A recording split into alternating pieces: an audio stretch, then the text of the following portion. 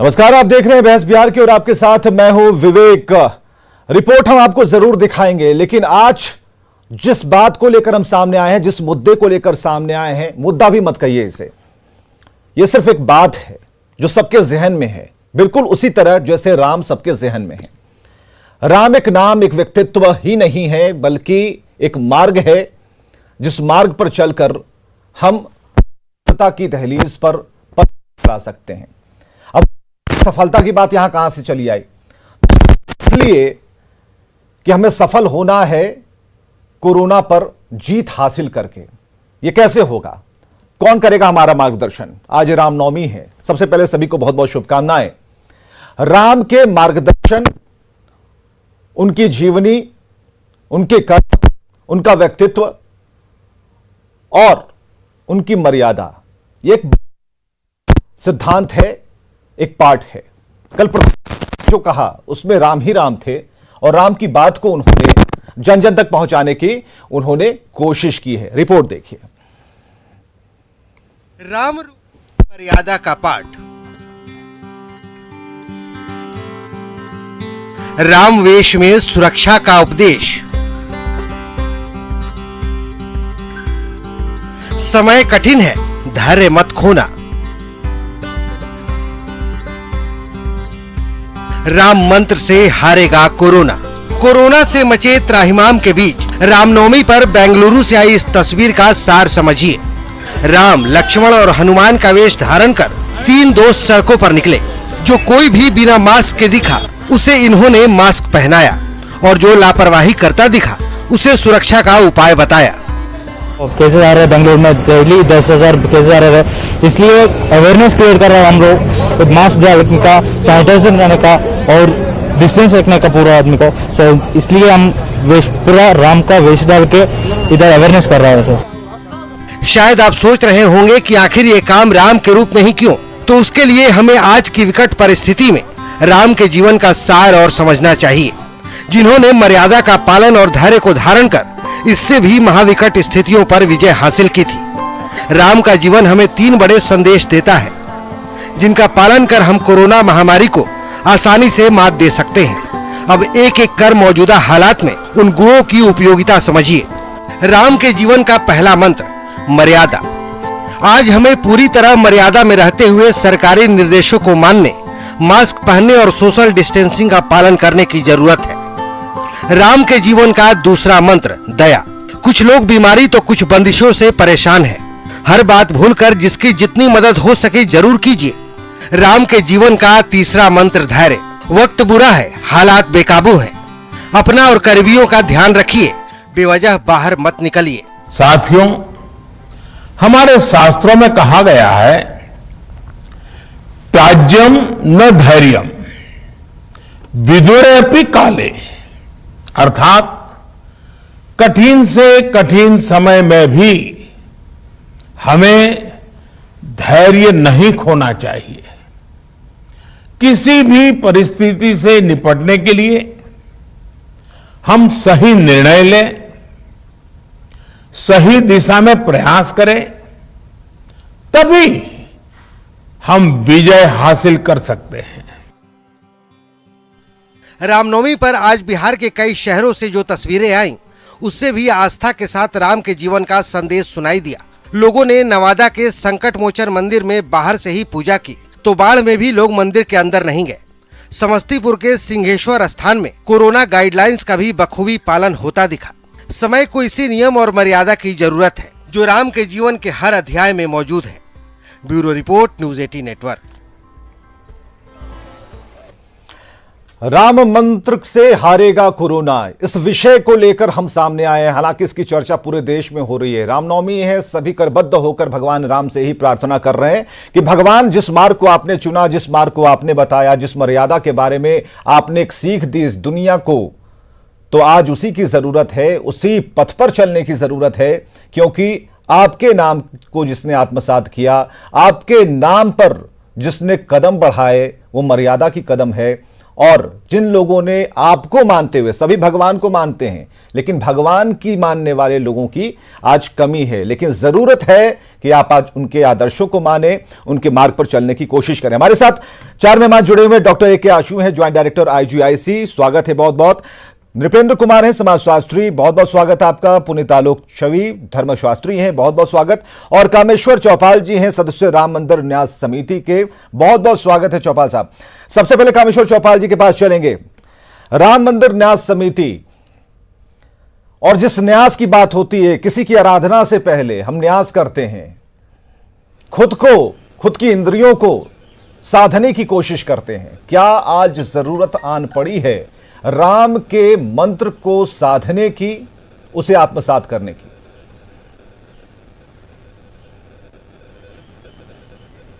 कामेश्वर चौपाल जी, आज जो परिस्थिति है उसमें जी आज के परिस्थिति में राम के संदेश को आत्मसात करने की आवश्यकता है। राम के जीवन में जो मर्यादाएं थी उसको भी पालन करने की आवश्यकता है। और मैं समझता हूँ कि मठ और मंदिरों से जो संदेश आ रहे हैं, हमारे भी राम जन्मभूमि तीर्थ क्षेत्र के ट्रस्ट के अध्यक्ष की ओर से जी एक संदेश आया है कि हम राम को अपने हृदय में प्रतिष्ठापित करें। जी और इस समय देश में सरकार के जो निर्देश है उस निर्देश का पालन करते हुए हम इस महामारी से लड़ने में सरकार को पूरे मजबूती के साथ साथ दें। इसीलिए हमारे सभी मठ मंदिर आपस में बैठकर यह निर्णय लिया है कि हम सभी मर्यादाओं का पालन करेंगे जी। और इस कोरोना के संघर्ष में सरकार से कदम मिला करके हम साथ देंगे। और इस प्रकार का माहौल देश में हम लोगों ने बनाया है। चलिए, एक माहौल की बात आपने कही, संघर्ष जरूरी है संहार के लिए, संहार करना है हमें। कोरोना का संहार करने के लिए जरूरी है कि उन आदर्शों पर हम चलें। और आज का दिन कितना शुभ है, और इस बात को कहते हुए कहीं भी कोई मन में शंका ऐसी और या फिर ऐसा भाव नहीं आता कि हम विजयी नहीं होंगे। विजयी होंगे, हम ही विजयी होंगे। इस पृथ्वी पर मानवों को, राम को मन में रखते हुए ही आगे बढ़ना है। और हमारे साथ पुनीत आलोक छवि जी हैं, धर्मशास्त्री हैं। धर्म कहता है, धर्म एक मार्ग बताता है, कई लोग उस पर चलते हैं अलग अलग तरीकों से।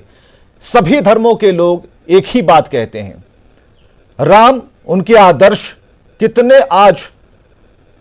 कितने आज महत्वपूर्ण हो जाते हैं ऐसे मौके पर जब हमें कोरोना से जंग जीतनी है, लड़ाई जीतनी है। राम हमेशा से चारित्रिक रूप से हमारे सनातन धर्म में, इस भारत भूमि में एक चारित्रिक रूप से संदेश देते आए हैं। भय प्रकट कृपाला, दीन दयाला, कौशल्या हितकारी, हर्षित महतारी। अर्थात राम का जन्म ही जो है वह सारे शोकों का संताप करने के लिए हुआ है। और आज इस रामनवमी के उपलक्ष्य में राम के मंत्रों का साक्षात्कार करना, उनके चारित्रिक गुणों का अवलोकन करना और अपने जीवन में आत्मसात करने की आवश्यकता है। हमने रामायण में देखा है कि लक्ष्मण भी मूर्छित हो गए थे जब विष के प्रभाव से, और राम सहित हनुमान उस लक्ष्मण बूटी को लाने का प्रयास कर रहे थे, और उस प्रयास में उन्हें अनेक बाधाएं आती हैं।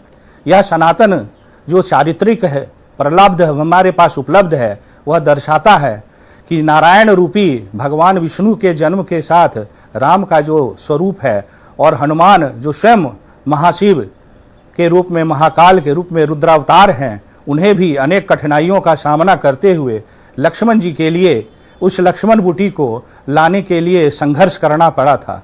लेकिन धैर्यपूर्वक रात्रि प्रहर में सारे सैनिक के साथ राम स्थिर प्रज्ञ होकर के अपने उस प्रारब्ध को ध्यान करते हुए हनुमान के माध्यम से उस औषधि को प्राप्त करते हैं। तो आज के समय में राम के चारित्रिक, ऐसे रामनवमी के अवसर पर हमें उनके मंत्रों द्वारा, हमें उनके चारित्रिक नियमों के द्वारा अपने इस संघर्ष को समाज में, अपने आसपास में व्याप्त करना होगा और धैर्यपूर्वक जो उन्होंने कहा है भय कृपट वाला, यानी उनका जो प्राकट्य है, आज के दिन में जो प्राकट्य प्रारंभ हुआ है वह निश्चित रूप से इस महामारी के दोषों को समाप्त करने की ओर हमें प्राप्त होगा और सिद्धि के साथ साथ हमें अपने नियमों को भी अपने सामाजिक जीवन में उतारना होगा। बिल्कुल धर्मशास्त्र जो होगा। है, और जिस बात की हमको चर्चा सभी अपने- कर रहे हैं, धैर्य जो मूल मंत्र है इसका पालन करना होगा, विचलित नहीं होना होगा जी। और कुछ जिसे आप अंग्रेजी में पैनिक सिचुएशन कहते हैं उसे क्रिएट यानी कि उसे पैदा करने की कोशिश नहीं करनी होगी। मित्रता निभानी होगी, लेकिन उसमें एक सामंजस्य जी। होगा दूरी का, कि आप भी उस पार रहें, हम भी उस पार रहें, दोनों सुरक्षित रहें और एक दूसरे को नमस्कार करें। हमारे साथ नृपेंद्र कुमार है, समाजशास्त्री, उनसे बात करते हैं। नृपेंद्र जी, धैर्य एक बहुत बड़ी बात है। समाज के आकार को देखते हुए ऐसा कभी कभी लगता है कि धैर्य विहीन हो चुके हैं। क्या होगा आगे, क्या होगा, कैसे निपटेंगे, कैसे चलेगी दुनिया, घर कैसे चलेगा? तो इन बातों को तो मानवता के दृष्टिकोण से देखें, मानव सभ्यता के दृष्टिकोण से देखें तो ऐसा लगेगा कि हम इसके आसपास ही हैं। लेकिन इनसे मुक्त होने के लिए जरूरी है कि आंशिक तौर पर ही हम अपने धैर्य का परिचय दें। यह धैर्य का जो पैरामीटर है यह कैसे बढ़ेगा, क्योंकि राम का मूल मंत्र धैर्य है। मर्यादा पुरुषोत्तम भगवान श्री राम का जन्म 9वीं सदी के 9वीं के दिन हुआ था। उस काल में मर्यादा का पालन किया जाता था, स्वतः मर्यादा का पालन होता था जी। गोस्वामी तुलसीदास ने अपने रामचरितमानस में लिखा है कि जौ तेई पंत चले मन लाई, तव हरि काहे न होई सहाय। क्या बात। कौन कहता है कि ईश्वर की कृपा नहीं होती? ईश्वर की कृपा होती है, ईश्वर की कृपा होती है, लेकिन परमात्मा के द्वारा जो बताए गए मार्ग हैं, जो गुरु के माध्यम से प्राप्त होता है, वही गोस्वामी जी लिखते हैं कि कैसे ईश्वर की कृपा नहीं होती। परमात्मा के द्वारा बताए मार्ग पर अगर व्यक्ति अक्षर से पालन करता है तो कभी संकट नहीं आते। अगर कुछ संकट आते भी हैं तो वह दूर हो जाता है। तो भगवान कृष्ण ने भी लिखा है, विविध ज्ञान विज्ञान में ही मिटत न भव अवसात, प्रभु दर्शित पत बिनु गए। तो मर्यादा का पालन करना होगा। यह नहीं कि हम मजबूरी में, आज संकट है तो दवा के रूप में हम मर्यादा का पालन कर रहे हैं, सामाजिक दूरी बना रहे हैं। तो संकट तो ईश्वर की कृपा होगी, संकट दूर हो जाएगा, लेकिन आने वाले संकट के लिए हमें मर्यादा का पालन करना होगा। आज जो सामाजिक दूरियां बनी है, संयुक्त परिवार विघटित हो गए हैं, पिता पुत्र अलग हो गए हैं, समाज में एक दूसरे से बिल्कुल अलग होते जा रहे हैं लोग। आज संकट आया है, ईश्वर की ऐसी मर्जी है, आज दूरियां बन गई हैं। आज कहाँ है, मित्र भी नहीं है, जो अपने थे उनसे भी हम दूर हो चुके हैं। ये दवा के रूप में हम लोग स्वीकार कर रहे हैं इस मर्यादा को। तो आने वाले समय में जो ईश्वर के द्वारा, परमात्मा के द्वारा बताए गए मार्ग हैं, उसका पालन करना होगा, तभी हम संकट से निपटारा पा सकते हैं। तभी संकट से निजात पा सकेंगे। भगवान की तरफ से जो मंत्र दिए गए, जो किताबें आप रोजाना पढ़ते हैं, जिसे आप शायद सभी लोग रट गए हैं, एक एक पंक्ति, एक एक दोहा, एक एक चौपाई सभी याद है, कंठस्थ है, लेकिन उसका अनुपालन कैसे हो, उसे कौन पालन करेगा, उसके अर्थ क्या हैं? क्या धैर्य का अर्थ सिर्फ धैर्य एक शब्द तक सीमित है, या फिर धैर्य का परिचय यह है कि आप तमाम झंझावतों से घिरे हैं, फिर भी संयम के साथ आप खुद को सुरक्षित रखते हुए उन सारे कार्यों का निष्पादन कर रहे हैं जिसकी अभी फिलहाल ऐसे वक्त में जरूरत है। डॉक्टर ए के आशु, ज्वाइंट डायरेक्टर IGIC। डॉक्टर साहब, धर्म की बातें हो रही हैं, उस मार्ग की बातें हो रही हैं जिसे हम बचपन से सुनते आए हैं। मेडिकल साइंस क्या कहता है इस बारे में? क्योंकि हम, अगर आप स्क्रीन देख पा रहे होंगे तो आप नीचे देख पाएंगे कि जिस तरीके से हम एक एक बात को अपने दर्शकों तक पहुंचाने की कोशिश करेंगे कि धैर्य क्या है, मर्यादा क्या है, दया क्या है, इन सारी बातों को हम आज के सिचुएशन से जोड़कर देख रहे हैं। क्या लगता है आप? नमस्कार। सबसे पहले तो रामनवमी के शुभ अवसर पे मैं सबको बधाई देता हूं। लेकिन अभी जितनी विकट परिस्थिति है कोरोना की वजह से, ऐसा लगता है कि हम लोग राम के शरण में चले आए। राम के शरण में हम लोग हर हमेशा हैं, सर्वदा हैं जी, सर्वथा हैं।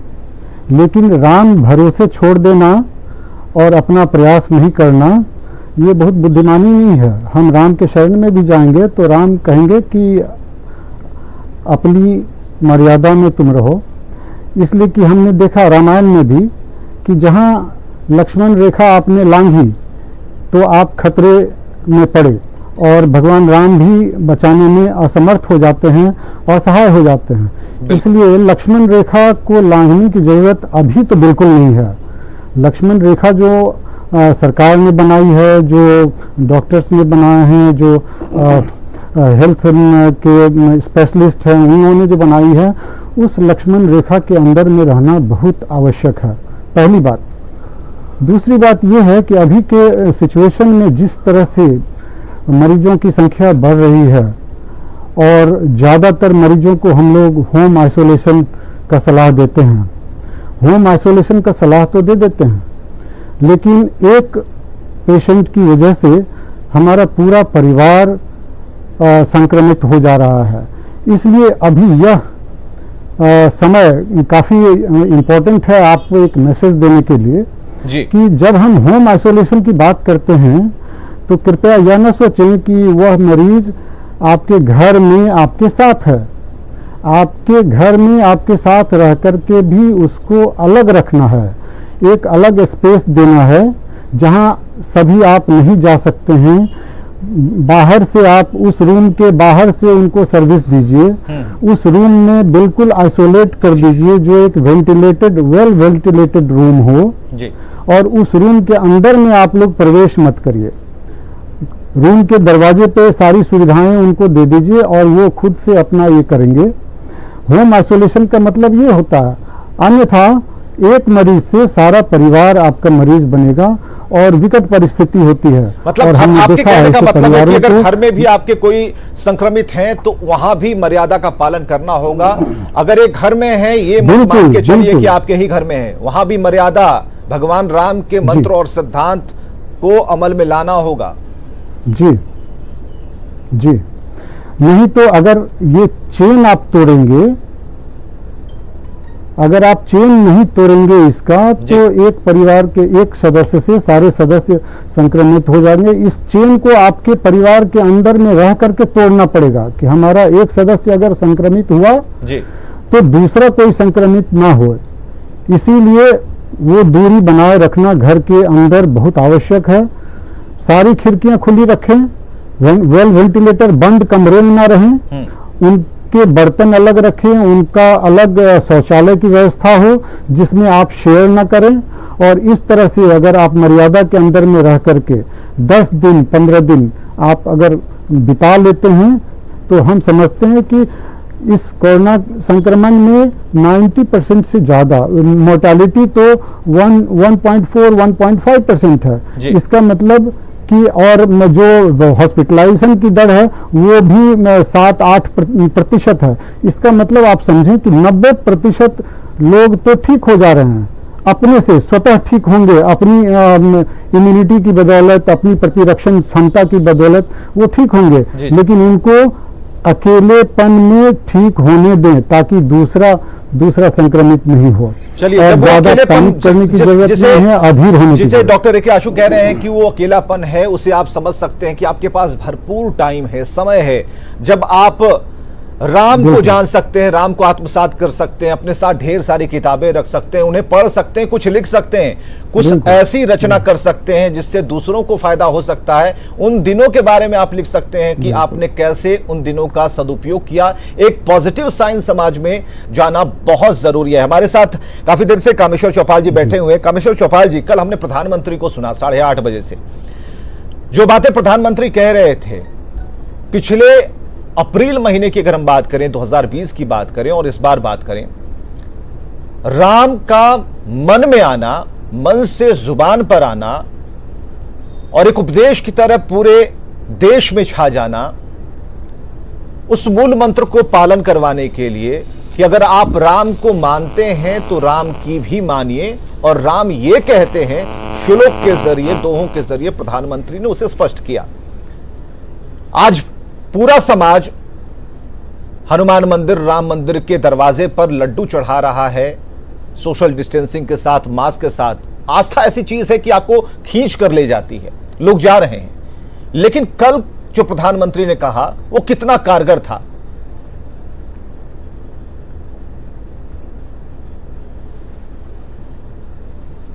देखिए भाई, एक बात बताता हूँ, ये सारी मर्यादाएं, सारे धैर्य, सब कुछ एक साथ, और अंदर का जो विल पावर है, रोग से लड़ने के अंदर का जो साहस है, बिल्कुल वो ये अलग चीज़ है। एक्चुअली हो ये रहा है कि ग्रामीण क्षेत्रों में कोरोना आया गया किसी को पता नहीं चलता है। बिल्कुल। शहरी क्षेत्रों में ये महामारी इतने भयावह इसलिए लगते हैं कि मुझको लगता है कि पैनिक क्रिएट करने में हमारे आपके सरीखे लोगों की भी भूमिका है जी। यहाँ रोग से जितना लोग नहीं मर रहा है, उतने भयाक्रांत होकर लोग मर रहा है। इसलिए इसकी भयावहता को न बता करके उसकी सहजता को बताएं। अभी डॉक्टर साहब कह रहे थे कि 90-95% लोग स्वयं से ठीक हो जा रहे हैं। तो ये स्वयं से जो ठीक होते हैं इसीलिए कि वो समाचार नहीं पढ़ पाते हैं, वो टीवी नहीं देखते हैं, उसके पास कोरोना की भयावहता नहीं है। यहाँ तो स्थिति यह है कि भय के कारण से कोरोना हुआ नहीं तो कमजोर दिल के लोगों का हार्ट फेल हो जा रहा है। इसीलिए देश राम के आदर्शों पर चलकर जी कोरोना जैसे महामारी से लड़ने के लिए तैयार है। हमारे यहाँ के साधु संत, मठ, मंदिर, कभी वृत्तासुर के संहार के लिए अस्थियों का दान देने वाला भी ऋषि यहाँ रहे हैं। उससे लड़ने के लिए जो भी करना पड़ेगा हम करेंगे, लेकिन उस रोग के ताकत को इतना न प्रचार कर दिया जाए कि लोग लड़ने से पहले ही मर जाए, ये ठीक नहीं लगता है हमको लगता है कि वास्तव में एक जो अंदर की ताकत है, उस ताकत में जो भयावह प्रचार आता है वो कमज़ोर होता है।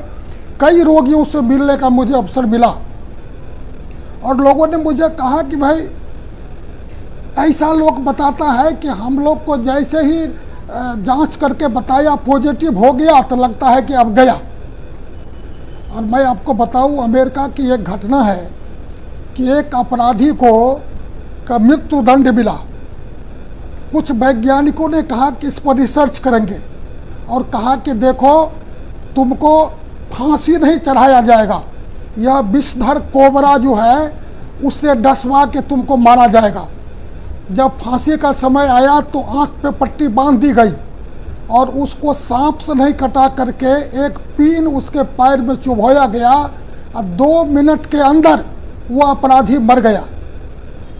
जब वैज्ञानिकों ने रिसर्च किया तो कहा कि नहीं, बॉडी के अंदर भी कोई एंटी इस प्रकार के चीज़ डेवलप होते हैं जो मनुष्य को कमज़ोर करते हैं, विष पैदा करता है और अमृत भी पैदा करता है जो रोग पर मात करता है।